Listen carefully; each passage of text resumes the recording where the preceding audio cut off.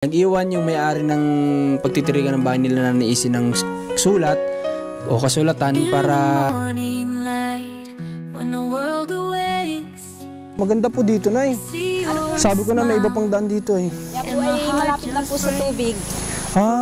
Bababa lang po ng kaunti, tubig na. Bababa lang sila na naisin dito ng kunti, tubig na yan. Po yan, meron po diyang inumin, may labakan. Binanggit kasi sa akin ni nanaisin yung location pero hindi ako sigurado. Pupunta tayo ngayon doon sa sinasabi na may-ari nung lupa na gustong pagtirikan ng bahay nila Nanay Isin. Kasi po nakausap ko po siya at gusto niya tayong makausap ng personal. Kasi nga pinahatid yata ni Nanay Isin yung sinabi ko na dapat may kasulatan at pumapayag naman sila doon. Kaso nga lang kailangan makausap natin sila at makita natin yung lokasyon kung saan yun. Ngayon nga po pala ay araw ng Sabado, January 18, 2 PM. Papunta tayo doon ngayon at medyo tumigil-tigil na yung ulan. Kita nyo naka 4 wheels kami ngayon kasi nga galing kami sa tinutulungan ni Commander ay sobra pong ulan kanina. Kaya sabi ko mag 4 wheels muna tayo kasi may mga dala din kaming pasalubong, mababasa ng ulan. Mabuti na lang talaga at may ganito tayo kahit pa paano na binigay-nigad na nagagamit natin sa ganito. Siguro ang babiyahe lang naman natin siguro mga 20 to 25 minutes siguro mga ganyan or 30 minutes para marating natin yung location na kung saan nila gustong magkaroon ng tahanan. Down by the old dirt road where the river runs so slow, small town folks with hearts of gold just trying to make it through another day. Grandpa's tales of a time gone by when the fields were green and wide. He sat on the porch with a twinkle in his eye, talking about a dream down. Guys, nandito na tayo ngayon sa location kung saan yung tinuturo ni Nanay Isin na nakausap daw niya na willing magpahiram sa kanila ng lupa. Medyo ang biniyahe din pala namin ay umaabot din ng halos 30 minutes mahigit, pero ang mahalaga dito na tayo at maganda yung panahon. Kaya tara, labas po tayo ng sasakyan. Try natin kung nandito yung kausap natin kanina sa chat na gusto nga tayong makausap. At sa tingin ko naman dito ay malapit yung medyo familiar kasi sa akin mga bayan. Ito kasing bahay na to, yan. Ayan yung tinutukoy ni Nanay Isin na dati nilang tinirhan, na dyan sila ni Commander na vlog noon. Kaya siguro since nasabi nila kasi sa akin, sana wala na yun ngayon. Kasi ito yung sinasabi niyo mga kamag-anak niya na medyo nagkakaproblema sa kanila. Sana hindi na ngayon. Ano? Tara, baba tayo.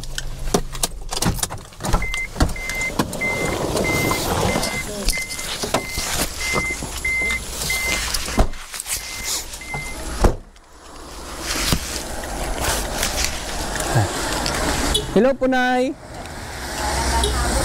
Magandang hapon po.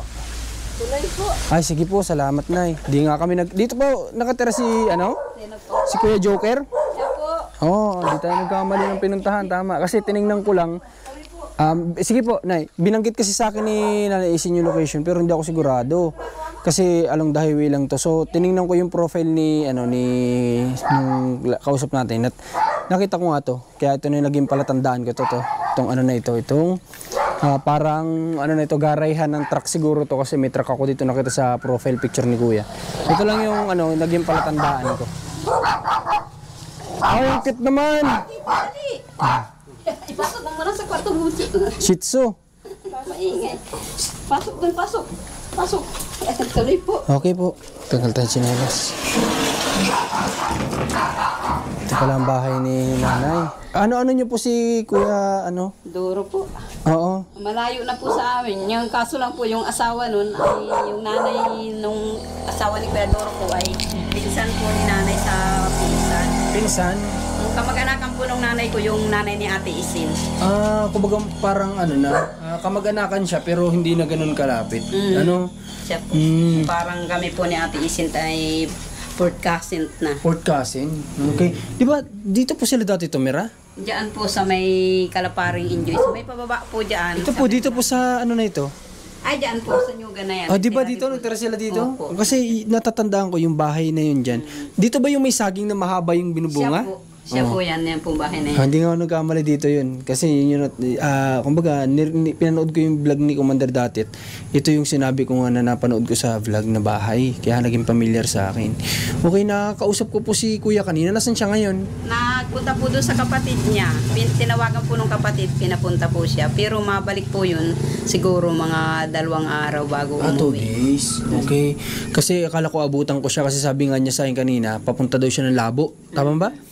Labo. Oh, kaya kaso hindi na pala natin abutan, nakalis na. Oh. Ay, may iniwan naman po siya na kung magpapagawa na daw po sa barangay, meron po siyang iniwan dito. May iniwan Opo, siya. may iniwan. Kahit po siguro, Nay, kahit siguro kapag na lang, kapag before simulan yung bahay, sige po. para Pero may iniwan po siya dito na In kaso nga daw Ano po yung kayo patingin nga ako, Nay? pumunta, in kaso daw po pumunta kayo dito. Bigyan na ito sa wifi? At hindi natin makikita pag wala baga. Ayun, andito po. Okay. Ayan po, yung pong iniwan niya na Sabi ko nga po mag-iwan siya ng In kaso siya ay hindi pa nakakauwi at nandito po kayo, magpapagawa na po sa barangay ng yan lang daw po yung ipapagawa. At maperma na lang daw po siya pag dating. Okay, nag-iwan yung pong may-ari ng, siya ba yung may-ari? Kayo? Magkano po kayo ulit? Magpinsan po yung... Hindi, ito si Kuya Joel. Ay, asawa ko. Asawa. Ito si Kuya Joel ay asawa ni nanay. Nag-iwan yung may-ari ng pagtitirikan ng bahay nila na naisin ng sulat o kasulatan para dun nga sa gagawin natin na kasunduan dun sa pagtitirikan ng bahay nila. Napakabait nila. Nay, may gusto lang sa inyo tanong. Ano po na yung nyo, bakit okay sa inyo na tulungan sila? Naman po, noon nga po, sila po ay walang bahay. Ay di nung umalis po sila dito, pinagawaan po namin ng bahay. Marami po kami magkakatulong. Yung pong kana niya, sa amin lahat galing, yung kahoy. Tapos yun naman pong pawid, pinag-ambag-ambaganan. Tapos yung papapanday po, yung ibang kagawad naman po, at saka si Kapitan, nagpatulong din po. Sila po yung bumayad ng panday. Grabe ang mga tao nagtutulong pala kina Nanay Isin, ng sakripisyo din. Nagtulong po at naawa naman din po kami. Wala naman pong ibang matulong baga po. Ay di sabi namin para may bahay lang sila sa amin ang kana. Tinan yung bait ng family Ay ni ngayon naman Nanay. po, sabi nga nung ni Ate Isin po, nagpunta po dito nung isang araw ay hinahanap nga po yung asawa ko. Yung asawa ko po sa araw po nagtatrabaho kaya hindi maabutan. Ay sabi ko naman, baya mo Ate Isin at pag-iiwanin ko na lang si Joker ng sulat. Na para ipagawa. Kahit wala siya, pwede pong magpagawa nito sa barangay. Opo. Saludo ako dito kay Nanay. Salamat. Pipirmahan na lang po niya pag dumating siya. Opo. Yung kasunduan. Kasi dun sa tiniter nila, medyo hindi sila daw kasi komportable. Kumbaga, pakaramdam nila, madalas daw sila nagkakasakit dun sa pabahay namin. Kaya, sabi ko, saan ba kayo komportable? Sabi nila, may kiusap nga daw po na makatirik dito ng bahay. At sabi ko, kung meron di sige, makatulong kami para mapagawan kayo kahit pa paano matitirahan ninyo. At ayaw nyo naman dun sa pabahay. Buti na nga lang po at nagpayag po kagad kayo. Ay, payag naman po at wala naman pong problema at sarili naman po namin yung luti. Doon po sa taas. Saan po banda yun dito na? Gusto mo po puntahan natin yung... Kaya natin lakarin? Malapit lang. Sige, tara. Tara, pupunta tayo. Para makita natin. Ang mangyayari nito mga bayan, ang malapit-lapit dito na mapagkukunan ng materyales, dito na part, hindi na po sa sentro ng Kapalonga. Kasi mas malayo na doon. Tsaka kontak na namin dito kasi pabahay kay Joy Joy, pabahay kay Buboy, pabahay kay Nanay, sino yun? Nanay, Flora? Kay Nanay Flora, dito po yun ang galing sa hardware dito, hindi na dito sa sentro ng Kapalonga. Kaya dito na tayo kukuha ng materyales para, at saka mabait yung hardware dyan sa Kalabakan na pinagkukunan namin. Talagang willing silang i-deliver kahit pa malayo yan. Basta't mararating ang sasakyan nila, i-deliver nila yan. Okay. Nagpapasalamat ako kay Joel, asawa ni Nanay, kasi napakabait nyo po ng family nyo na kahit malayong kamag-anakan na sila Nanay Isin ay talagang willing pa rin kayo na matulungan sila sa kahilingan nilang magkaroon ng matitirikan. Kasi doon, alam nyo, iniisip ko, kapitbahay niya pa rin sila mami at daddy doon. Magkakaproblema pa rin sila doon.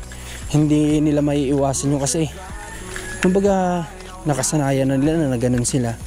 Kaya sabi ko mas maganda kung may magpapahiram ng lupa sa kanila ay mas magandang doon patirikan kesa doon sa dati. So good news to mga kabayan na may may mapagtitirikan na. Dito ano to, along the highway, maganda din po dito. Tsaka presko ang hangin kasi medyo mataas ang area.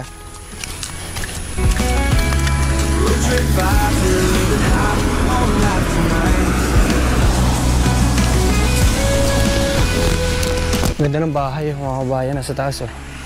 Grabe.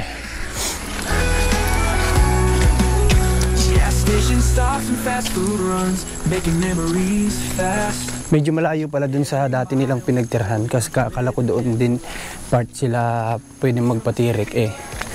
Doon din sila pinaalis kasi dati. So baka hindi na naman maging okay. At least dito medyo ano oh.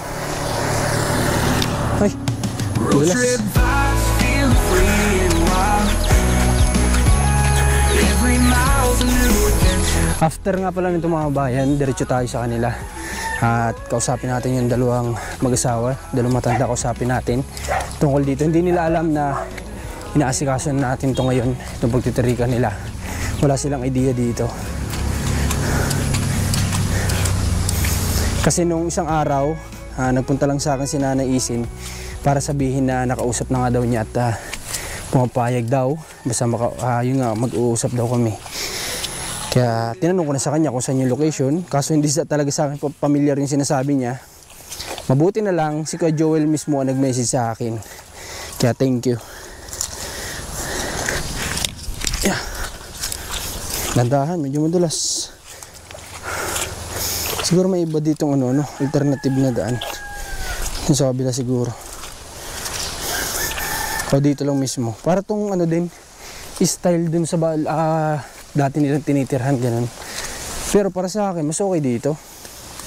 Kasi unang-una wala silang maamit dati dito, wala silang makakaaway. Dito lang. Maganda po dito, Nay. Sabi ko na may iba pang daan dito eh. Yan po ay malapit na po sa tubig. Gawa pong bababa lang po ng kaunti, tubig na. Bababa lang sila Nanay Isin ditong konti, tubig na yan. Po yan, meron po diyang inumin, may labakan. Ayos pala, ganda pala dito. No, tapos papatabasan na lang po Tabasan lang po yan, yan po dyan, pwede dyan sila. Kabasin. Okay. Nay, ano po ba yung pwede nilang magawa-gawa dito kapag nandito sila? Pwede rin po silang magtanim-tanim. Ako nga po ay nagtatanim-tanim doon sa nyugan namin. May nyugan po kami doon sa ibaba. Opo. Nagtatanim-tanim po. Nay, ilang taong ka na, Nay? Ano lang po, 56. Malayo po bang agwatan ng edad ninyo ni Nanay Isin? Hindi. Ay, malayo po. Malayo? Ano pa po ay maliit pa po ako yun ay may asawa na. Medyo na.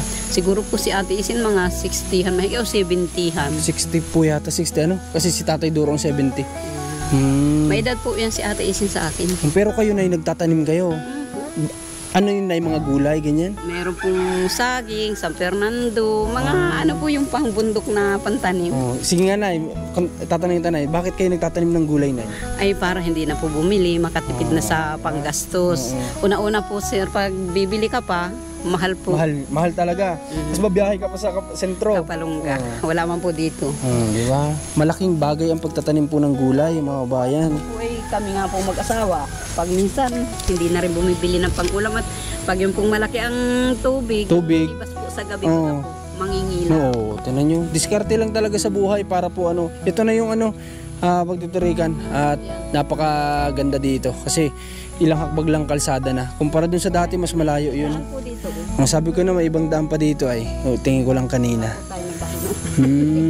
Okay. Ito po, ayan po, dyan na po sila mga bahay sa ano yan. Yan ang po isang ito, bahay yan ng anak ko. Opo. Ay, anak nyo rin po pala maging kapitbahay. Ay ano po ito, nung mabili namin ito, hanggang dyan po sa may mga nyug na yan na mabababa, yan po ang sakop ng lote namin. Ito. Ay kaya sabi naman ng asawa ko po, ay pabahayin at nang hindi na nga po kung saan-saan ang punta nila. Napunta yung palipat-lipat. Yun po nakakawa sa kanila yung lipat ng lipat. Lipat na lipat ay matatanda na po. Siya nga po. Tama. Salamat kay Nanay Anong pangalan nyo, Nay? Juanita po. Kay Nanay Juanita. Yan, salute po ako sa family nyo na pinayagan nyo silang magpatirik dito, ha? Wala na po. Opo, kasi Alam mo mga kabayan, ito kasing mag-asawa, ang kailangan lang din nila talaga kahit paano ay makapagtanim-tanim po sila. Kasi ang gulay ay bukod sa ang ganda na nga sa katawan, makakalis pa sila sa gastos. Diba? Dito papaya, okay lang sila magtanim-tanim, Nay? Okay po, at Okay lang po dyan sa paligid nila, no? Okay, approve. Para lang, kailangan lang talaga ay sipag ni Nanay Isin sa pagtatanim. Yun ang kailangan natin. Kasi yung pagtataniman, parang dun sa pabahay natin may pagtataniman pero hindi sila nagtatanim. So, ang kailangan na lang talaga sipag ni Nanay Isin sa pagtatanim. kailangan po talaga magtanim. Kaya pa naman. Kaya pa naman po, di ba, Nay? Nanay ko nga po ay matanda pa dyan ay nagpaparatatanim po yun. Di ba? Kasi yung iba nating mga manonood, hindi kasi din nauunawaan yung magiging benefits kapag nagtatanim-tanim sila Nanay Isin. Mas lalakas po ang katawan nila na exercise. Yung iba po kasi na hindi nila nauunawaan, sabi, may hina na daw. Ganon. Hindi po yun, lalo pong mahina pag Lalong hina. nakatambay. Totoo yun, totoo yun. Kapag paupo lang nakatambay, lalong manghihina talaga. Kasi hindi naman gumagalaw ang katawan man lang.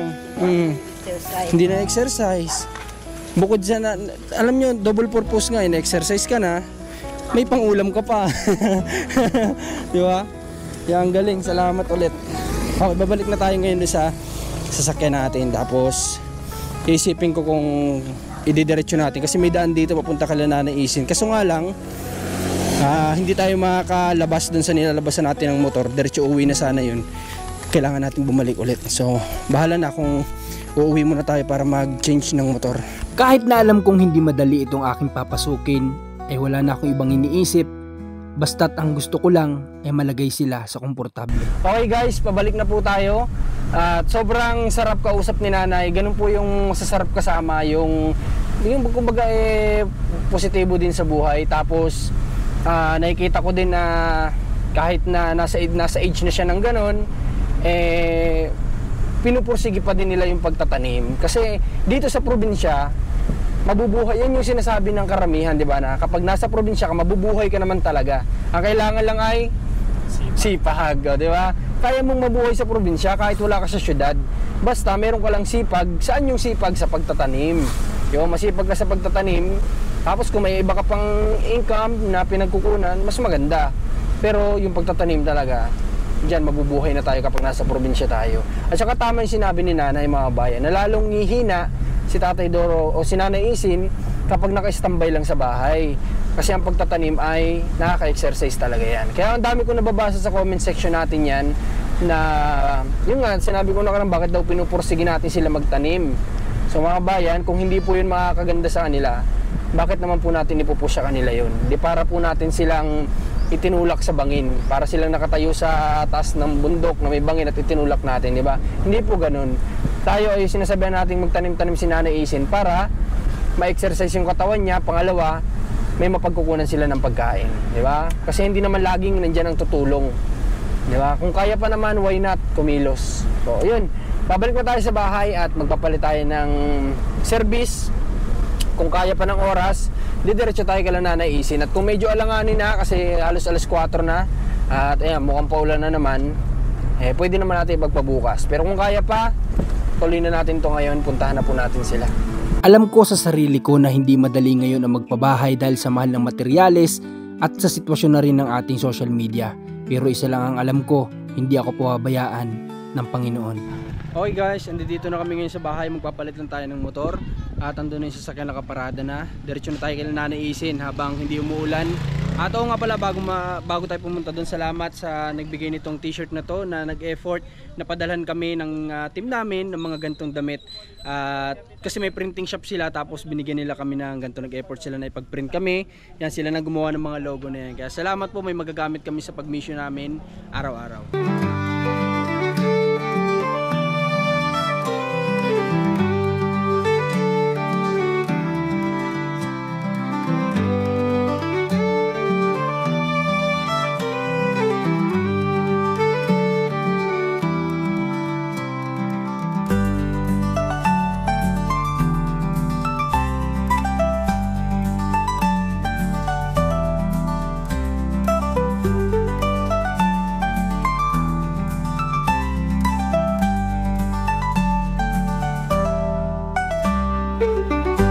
nandito na kami ngayon sa bahay nila Nanay Isin tsaka ni Tatay Doro. At titingnan ni Rans kung nandiyan sila ngayon. Nagpalit lang kami ng motorsiklo. Ayan. At diretso na rin kaagad kami dito. Kasi gumanda yung panahon, hindi umulan kaya sinamantala na po namin.